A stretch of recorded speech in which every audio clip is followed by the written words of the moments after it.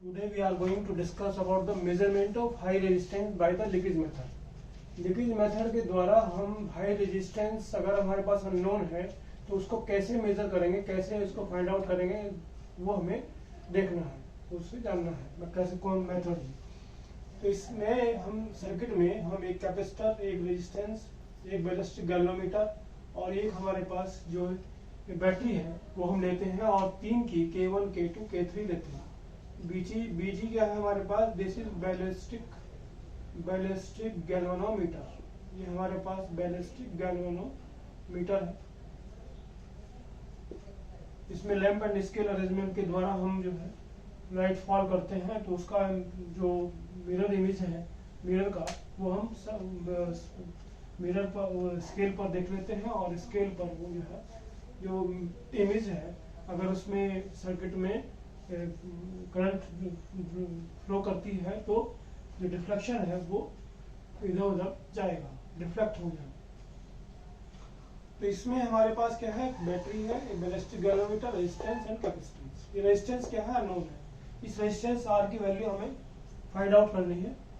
तो K1, K2, K3 3 keys है। तो फर्स्ट ऑफ ऑल हमारे पास इसमें आर्च है, आर के वैल्यू है लार्ज है, तो टाइम कांस्टेंट हमें पता है क्या होता है, CR के बराबर होता है। तो ये जब आर बड़ा हो जाएगा तो CR की वैल्यू टाइम कांस्टेंट की ज्यादा हो जाएगी। टाइम कांस्टेंट की वैल्यू ज्यादा होने से हमारे पास जो डिस्चार्जिंग है वो क्या होगा, बहुत ही कम होगा, स्लो रेट से होगा, क्योंकि जो है हमारे पास ये CR जो है टाइम कांस्टेंट है। The discharge equation of the capacitor हमें जो हमने पहले लेक्चर्स में निकाली है, फाइंड आउट की है, वो क्या है, Q = Q0 e raised to power minus T/CR। Q0 क्या है, that is the maximum charge collected on the capacitor. तो Q0/Q = e raised to power T/CR आ जाएगा और इसका लॉग ले लीजिए तो log E Q0/Q = T/CR। तो T की वैल्यू आ जाएगी RC log E log base E Q0/Q और R की value T/C log base E Q0/Q। R की वैल्यू T/2.3026 C log ये क्या आ जाएगा हमारे पास 10 बेस में कन्वर्ट हो जाएगा Q0/Q। तो इसके लिए हम क्या करते हैं, lamp and scale arrangement note करते हैं। तो लैंप एंड स्केल अरेंजमेंट में अगर हमारे पास ये स्केल है और उसमें हमारे पास क्या है, ये मिरर इमेज है, मिरर जो बैलिस्टिक गैल्वेनोमीटर में जो मिरर लगा था उसका मिरर इमेज ये है। तो ये जो है ये क्या होगा हमारे पास, ये जो इमेज है वो डिफ्लेक्ट हो जाएगी ऑन मिरर पे, उसकी वैल्यू हमें निकालनी है। तो जितना एंगल ये डिफ्लेक्ट हो जाएगी ये निकाल लीजिए आप। θ0 अगर होती है तो फर्स्ट मैक्सिमम चार्ज में तो θ0 हो जाएगी और जो अगर टाइम के बाद होगी तो ये कम हो जाएगी। तो इसमें हमारे पास जो है करते मेथड कैसे है इसका, फर्स्ट ऑफ ऑल की K1 को हम प्रेस कर देते हैं यानी कि डिप्रेस कर देते हैं, इसको बंद कर देते हैं तो ये कैपेसिटर जो है फुल्ली चार्ज हो जाएगा। जब ये फुल्ली चार्ज हो जाता है यानी कि करंट हमारे पास बंद हो जाती है, फ्लो करनी बंद हो जाती है इन द सर्किट, तब हम क्या करते हैं, इसको तो हटा देंगे और की को Q1 को ओपन कर देंगे और की K2 को प्रेस कर देंगे। तो इससे हमारे पास बैलिस्टिक गैल्वेनोमीटर में मैक्सिमम डिफ्लेक्शन आ जाएगा। That value will be Q0 के कॉरस्पॉन्डिंगली जो वैल्यूज है हमारे पास वो θ0 आ जाएगी, जिसको हम नोट कर लेंगे ऑन द स्केल। नाउ फिर हमें क्या करना है कि हम इसको डिस्चार्ज होने देते हैं पूरा का पूरा। उसके बाद की K2 को ओपन कर देते हैं और की K1 को फिर दोबारा क्लोज कर देते हैं और फिर दोबारा एक बार फिर हम कैपेसिटर C को फुल्ली चार्ज कर देते हैं। फुल्ली चार्ज करने के बाद हमारे पास जो है उसके कैपेसिटर फुल्ली चार्ज हो जाता है और नाउ इसको ओपन कर दिया हमने और इसको K3 को क्लोज कर देते हैं। K3 को क्लोज करने से after a certain time 10 second, 20 second, 15 second, 5 second के बाद जो है हम इसको डिस्चार्ज होने देते हैं रेजिस्टेंस के थ्रू। जो चार्ज यहाँ पर इकट्ठा हो गया वो डिस्चार्ज हो जाएगा रेजिस्टेंस के थ्रू और after a certain time T time के बाद हम जो है हम इसको क्लोज कर देते हैं। तो बैलिस्टिक गैल्वेनोमीटर में डिफ्लेक्शन आ जाएगा, वो जो है Q के कॉरस्पॉन्डिंगली थीटा डिफ्लेक्शन, इसके कॉरस्पॉन्डिंगली थीटा डिफ्लेक्शन आ जाएगा, जिसको हम नोट कर लेते हैं। ये नोट कर हम θ0 और थीटा दोनों वैल्यू नोट कर लेते हैं। तो ये Q0 कॉरस्पॉन्डिंग Q0 जो प्रोपोर्शनल हो जाएगा, Q0 जो है प्रोपोर्शनल होता है थीटा नॉट के, और क्यू प्रोपोर्शनल होता है हमारे पास थीटा के। और ये थीटा जो है वो डिफ्लेक्शन की टर्म में आएगा, डिफ्लेक्शन जो है डिस्टेंस की टर्म में आएगा। तो थीटा जो है डिफ्लेक्शन जो है वो डी नॉट, और ये डिफ्लेक्शन डी के टर्म में आ जाएगा। तो इस तरह से हमारे पास ये प्रोपोर्शनल डी नॉट और ये प्रोपोर्शनल टू डी। तो q naught upon q will be equal to हमारे पास theta not upon theta equal to d naught upon d के बराबर आ जाएगा। और इसकी वैल्यू जो है हम इसमें पुट कर देते हैं, यहाँ पर दिया आ जाएगा। तो इससे क्यू नॉट अपॉन क्यू आ जाएगा, और ये वैल्यू इसमें पुट कर दिए। सी की वैल्यू हमारे पास नोन होती है, that is will be according order of 1 microfarad के ऑर्डर में होती है। तो टी की वैल्यू पता है हमें, इसकी value log Q naught upon Q की वैल्यू पता है, सी की वैल्यू पता है। इससे ये वैल्यूज पुट करने के बाद हमारे पास आर की वैल्यू आ जाएगी। For different timings we can calculate the value of theta not upon theta. उससे हम जो ग्राफ ड्रॉ कर लेंगे t versus log e theta not upon theta, और एक एवरेज वैल्यू जो है हम फाइंड आउट कर लेंगे और इसमें इक्वेशन थर्ड में रख देंगे, और इससे हम जो एवरेज रेजिस्टेंस की वैल्यू है that we can find out. तो इस प्रकार जो है हम हाई रेजिस्टेंस की वैल्यू अगर हमारे पास अननोन हो that we can find out by this leakage method. Now we comes to the Maxwell bridge. Maxwell bridge से हम क्या फाइंड आउट कर सकते हैं, ये यूज होता है to determine the unknown inductance L. L की वैल्यू जो नॉन अननोन इंडक्टेंस की वैल्यू से हम फाइंड आउट कर सकते हैं। तो जैसे हमने पहले पढ़ा है व्हीटस्टोन ब्रिज में, तो द व्हीटस्टोन ब्रिज की जो बैलेंस कंडीशन होती है जो 12th में भी पढ़ाई जाती है वो होती है R1 upon R2 equal to R3 upon R4, और in terms of impedance that will be Z1 upon Z2 equal to Z3 upon Z4। Z1 जो है वो इम्पीडेंस होता है इन फर्स्ट आर्म, Z2 होता है impedance in second arm, Z3 in the impedance in the third arm, और Z4 in the is the impedance in the fourth arm. तो ये हमारे पास फर्स्ट आर्म हो गई, ये हमारे पास सेकंड आर्म हो गई, ये हमारे पास थर्ड आर्म है, और ये हमारे पास फोर्थ आर्म है। ये हमारे पास हेडफोन है। हेडफोन यूज होता है हमारे पास जो साउंड है, जो नॉइज है, उसको हम सुन सकते हैं, मिनिमम और मैक्सिमम देख सकते हैं। तो ये हमें अब इसमें हमारे पास L1 R1 R2 R4 R3 क्या है, नोन वैल्यूज है। L जो है वो अननोन है, तो अननोन इंडक्टेंस L की वैल्यू हमें फाइंड करनी है। तो जब इस हेडफोन में मिनिमम साउंड हो जाए, या अगर गैल्वेनोमीटर लगाए हम तो गैल्वेनोमीटर में जीरो वैल्यू आ जाए, तो the general balance condition for the AC bridge, ये एसी है, हमने यहाँ पर एसी लगाई है, ये एसी ब्रिज, तो ये Z1 upon Z2 equal to Z3 upon Z4 हो जाएगा। Z1 की वैल्यू ये क्या आ जाएगी R1 plus j omega L1, क्योंकि हमारे पास R1 और L1 जो है वो क्या है, सीरीज में है। Z2 R2 के बराबर हो जाएगा, Z3 R3 plus j omega L के बराबर हो जाएगा, Z4 R4 के बराबर हो जाएगा।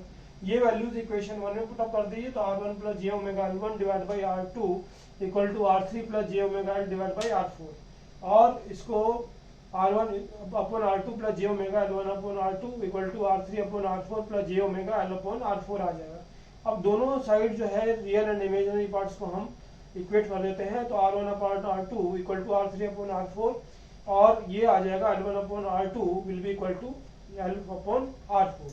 तो इससे L की वैल्यू आ जाएगी L1 R4 divide by R2। तो हम इस इक्वेशन थर्ड में R1 R2 R3 R4 को वेरी करके हम जो है minimum sound in the headphone ले आते हैं। This is the first condition to balance. Second condition में जो हमारे पास R2 R4 और L1 को वेरी करने के बाद जो बिल्कुल मिनिमम से मिनिमम साउंड आती है वो हम फाइंड आउट कर एडजस्ट कर लेते हैं मिनिमम साउंड पर, और इस प्रकार जो हमारे पास L1 R4 और R2 की जो वैल्यू आती है वेरी करने के बाद वो हम इस इक्वेशन में पुटअप कर देते हैं, और इससे हम नॉन इंडक्टेंस L की वैल्यू फाइंड आउट कर सकते हैं। सेकंड ब्रिज है हमारे पास, इसका मॉडिफाइड फॉर्म है मैक्सवेल एलसी ब्रिज। तो इससे भी हम जो है नॉन इंडक्टेंस L की वैल्यू फाइंड आउट करते हैं। नाउ इसमें हमारे पास फर्स्ट आर्म में जो है लगा है R1 और C1 पैरेलल में है, R2 सेकंड आर्म में है, R3 थर्ड आर्म में है, और R4 and L is the in the fourth arm. तो नॉन इंडक्टेंस जो है वो हमारे पास फोर्थ आर्म में होगा इसमें। The general balance condition for the AC base Z1/Z2 equal to Z3/Z4। तो ये हमारे पास आ जाएगा 1/Z1 इन फर्स्ट टर्म, क्योंकि R1 और C1 पैरेलल में है तो 1/Z1 equal to 1/R1 plus 1/jωC1 आ जाएगा। तो ये आ जाएगा 1/R1 plus jωC1। Z2 R2 के बराबर हो जाएगा, Z3 R3 के बराबर, और Z4 जो है R4 प्लस jωL, क्योंकि R4 and L are in series. तो ये वैल्यूज पुट अप कर दीजिए क्वेश्चन 1 में। तो हमारे पास जो है इस R2 ब्रैकेट में 1/R1 plus jωC1 equal to R4 plus jωL divide by R3 आ जाएगा। और इसको ये R2/R1 plus R2 jωC1 equal to R4/R3 plus jωL/R3 आ जाएगा। अब क्या करते हैं, equate and real and imaginary parts को इक्वेट कर लेते हैं बोथ साइड में। तो R2/R1 इक्वल टू R4/R3 आ जाएगा, और jωR2C1 इक्वल टू jωL/R3 आ जाएगा। तो इमेजिनरी पार्ट इक्वेट करने पर हमारे पास L की वैल्यू R2 R3 C1 के बराबर हो जाएगी। तो हम जो है फर्स्ट ऑफ ऑल क्या करते हैं कि R1 R2 R3 R4 को वेरी, जो भी हमारे पास वेरिएबल है रेजिस्टेंस, उसको वेरी करके हम मिनिमम साउंड ले आते हैं। उसके बाद सेकंड कंडीशन में R2 R3 और C1 को वेरिएबल करने के बाद और मिनिमम साउंड जितनी पॉसिबल हो वो ले आते हैं, और फिर जिनकी वैल्यूज जो है R2 R3 C1 की वैल्यू पुटअप करने इक्वेशन 4 में पुटअप करने के बाद L की वैल्यू निकाल लेते हैं। नेक्स्ट ब्रिज है हमारे पास शेयरिंग ब्रिज। शेयरिंग ब्रिज जो है यूज होता है to determine the non capacitance C। इसमें फर्स्ट आर्म में नॉन कैपेसिटेंस है C और R1 है, सेकंड आर्म में R2 रेजिस्टेंस है, और थर्ड आर्म में हमारे पास C3 कैपेसिटेंस है, और फोर्थ आर्म में हमारे पास R4 एंड C4 है, और ये हमारे पास हेडफोन है। तो और ये AC के द्वारा कनेक्टेड है। तो ये हमारे पास व्हीटस्टोन ब्रिज बन जाएगा। और व्हीटस्टोन ब्रिज की जो कंडीशन है, बैलेंस कंडीशन है, यानी कि जब हमारे पास हेडफोन में मिनिमम साउंड आ जाए तो वो क्या है, Z1/Z2 इक्वल टू Z3/Z4। तो Z1 जो है वो किसके बराबर होगा, R1 प्लस 1/jωC1, और Z2 होगा R2 के बराबर, Z3 होगा 1/jωC3, और 1/Z4 जो है R1/R4 प्लस 1/jωC4, क्योंकि R4 और C4 क्या है, पैरेलल में। ये वैल्यूज इक्वेशन 1 में पुटअप कर दीजिए। इक्वेशन 1 में पुटअप करने के बाद जो हमारे पास इक्वेशन आएगी सॉल्व करने के बाद R1/R2 plus 1/jωC1 R2 equal to 1/jωC3 R4 आएगा, प्लस C4/C3। इसमें रियल एंड इमेजिनरी पार्ट्स को इक्वेट कर दीजिए। तो R1/R2 इक्वल टू C4/C3, और सेकंड इक्वेशन आ जाएगी C equal to C3 R4/R2। तो ये जो हमारे पास कंडीशन आई R1 R2 C4/C3, इसमें R1 R2 C4 C3 जो भी हमारे पास वेरिएबल हो सकता है उसको वेरिएबल करके हम जो है हेडफोन में मिनिमम साउंड ले आते हैं। सेकंड कंडीशन में C3 R4 R2 को वेरिएबल करके जो मिनिमम से मिनिमम साउंड आ जाए हमारे पास, उसको उससे वहां पर C3 R4 और R2 को रोक लेते हैं वेरिएबल को, और C3 R4 और R2 इस मिनिमम साउंड पर जो भी वैल्यूज आती हैं वो पुटअप कर दीजिए इस इक्वेशन 3 में, और C की वैल्यू हम फाइंड आउट कर सकते हैं। नेक्स्ट ब्रिज है हमारे पास वेन्स ब्रिज। वेन्स ब्रिज में हमारे पास क्या है कि हमारे पास जो है वही जो हम पहले हेडफोन का इस्तेमाल करते थे वही हेडफोन का हम इस्तेमाल करेंगे। इसमें हमारे पास ये वेन्स ब्रिज भी यूज होता है to determine the non capacitance C। First arm में इसमें R1 और C लगा है, सेकंड आर्म में R2, थर्ड आर्म में C3 R3 in series, and fourth arm में R4 है। तो the balance condition for the AC bridge है Z1/Z2 equal to Z3/Z4। Z1 की जो वैल्यू है वो R1 प्लस 1/jωC, Z2 की वैल्यू R2, Z3 आ जाएगा हमारे पास R3 प्लस 1/jωC3, Z4 आ जाएगा R4। तो ये वैल्यूज पुट कर दिए इक्वेशन 1 में। तो इक्वेशन 1 में पुटअप करने के बाद हमारे पास ये R1/R2 plus 1/jωC R2 equal to R3/R4 plus 1/jωC3 R4 आ जाएगा। दोनों साइड जो है रियल एंड इमेजिनरी पार्ट्स को इक्वेट कर दीजिए। तो एक रियल पार्ट्स को इक्वेट करने के बाद आएगा R1/R2 इक्वल टू R3/R4, और इमेजिनरी पार्ट्स को इक्वेट करने के बाद आएगा C की वैल्यू C3 R4/R2। तो फर्स्ट जो कंडीशन है हमारे पास, जैसे R1 R2 R3 R4 को जो भी हमारे पास वेरिएबल है उस वेरिएबल रेजिस्टेंसेस है, और वेरिएबल रेजिस्टेंस को वेरी करने के बाद हेडफोन में मिनिमम साउंड ले आते हैं। और उसके बाद फिर C3, R4 और R2 को जो भी वेरिएबल है हमारे पास उनको वेरी करके मिनिमम साउंड हेडफोन में ले आते हैं। उस कंडीशन में मिनिमम साउंड में जो भी वैल्यू C3, R4 और R2 की आएंगी उनको इक्वेशन 4 में पुटअप करके अननोन कैपेसिटेंस C की वैल्यू फाइंड आउट कर सकते हैं। Thank you.